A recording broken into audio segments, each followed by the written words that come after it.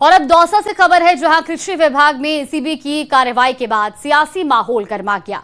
अब इस बीच मंत्री किरोड़ी लाल मीणा के भाई जगमोहन मीणा भावुक नजर आए और उन्होंने कहा कि कुछ लोग मिलकर किरोड़ी लाल को मारना चाहते हैं। वहीं मंत्री किरोड़ी लाल मीणा ने कहा कि खाद बीज कारोबार से जुड़े बड़े हित प्रभावित हो रहे हैं, लेकिन किसानों के हितों की रक्षा के लिए वो किसी भी हद तक जाने को तैयार है।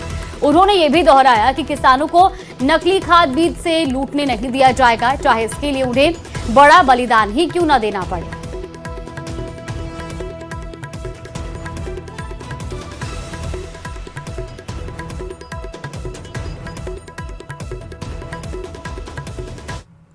खाद बीज की इतनी खतरनाक बड़ी लॉबी है कि वो दोषारोपण नहीं, वो मरा भी सकती है।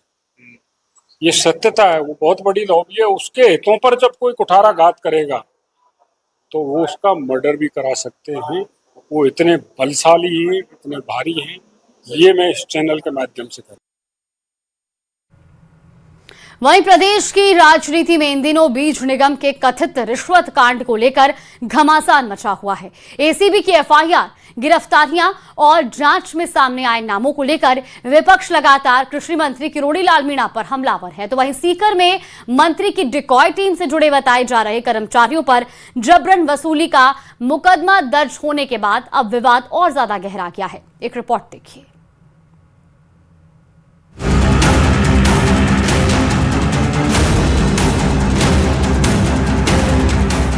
आरोपों पर किरोड़ी का पलटवार, घपले घोटाले का नहीं मैं कसूरवार, साबित करो तो जेल जाने को हूं तैयार।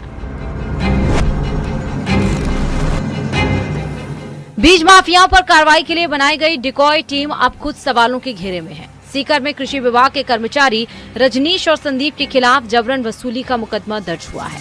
आरोप है कि मंत्री के नाम पर लाखों रुपए मांगे गए।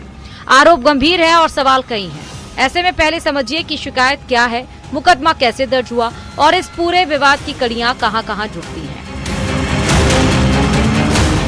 कृषि विभाग के कर्मचारी रजनीश और संदीप पर मुकदमा दर्ज। सीकर के सदर थाने में जबरन वसूली का केस दर्ज। 4 जून को दोनों सीकर में इनपुट जुटाने पहुंचे थे। बीज स्टोर संचालक ने दोनों को पकड़कर पुलिस के हवाले किया। दोनों कर्मचारियों को मंत्री की डिकॉय टीम से जुड़ा बताया जा रहा। 5 जून को विकास सीड्स के रामलाल ने शिकायत दी। शिकायत के आधार पर 9 जून रात 11 बजे एफआईआर दर्ज हुई। रामलाल का आरोप, 2 जून को बेटे विकास के पास कॉल आया। कॉल करने वाले ने खुद को मंत्री का ओएसडी बताया। कथित तौर पर 20 लाख रुपए मांगने का आरोप लगाया। संदीप ने भी 5 जून को मामला दर्ज कराया।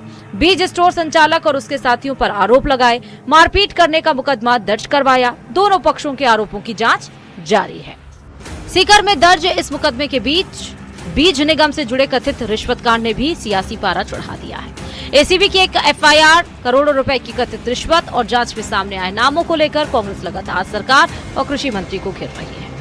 और कांग्रेस पार्टी को परेशान, सरकार को परेशान करके रखा।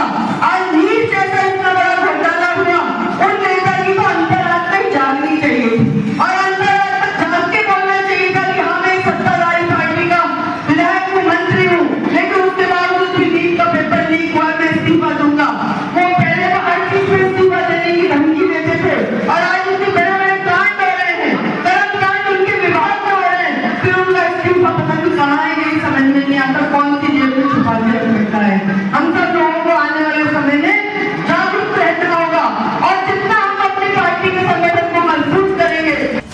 हालांकि कृषि मंत्री किरोड़ी लाल मीणा आरोपों को सिरे से खारिज कर रहे हैं। मंत्री का कहना है कि अगर कोई व्यक्ति उनके साथ रहकर गलत काम करता है तो इसके लिए उन्हें जिम्मेदार नहीं ठहराया जा सकता और अगर जांच में उनका नाम सामने आया तो वे मंत्री पद छोड़ने और जेल जाने के लिए भी तैयार है। कि मेरा तिल मात्र भी थोड़ा भी कहीं इन्वॉल्वमेंट मिल जाए इस पूरे घपड़े घपाड़े में जो हो रहे हैं तो मैं जो है जेल जाने के लिए तैयार हूँ, मंत्री पद छोड़ने के लिए तैयार हूँ। इससे बड़ी बात तो मैं कोई कह नहीं सकता। अब मेरे साथ में ये चले और क्या कबाड़े करे मेरे को क्या पता लगे। आज कोई भी चले साथ में जो मेरे को इन्फॉर्मेशन दे रहा है और वो बाद में ऐसे घपड़े करे तो हमको सबक मिला है कि नहीं, ये हम ध्यान रखेंगे। अगर मेरी कृषि मंत्री रहते हुए मैं किसानों की मदद नहीं करूं और इस ढंग से छापेमारी नहीं मारूं तो किसान तो लुट जाएंगे। क्या ये मेरा धर्म है, ये मेरा कर्म है।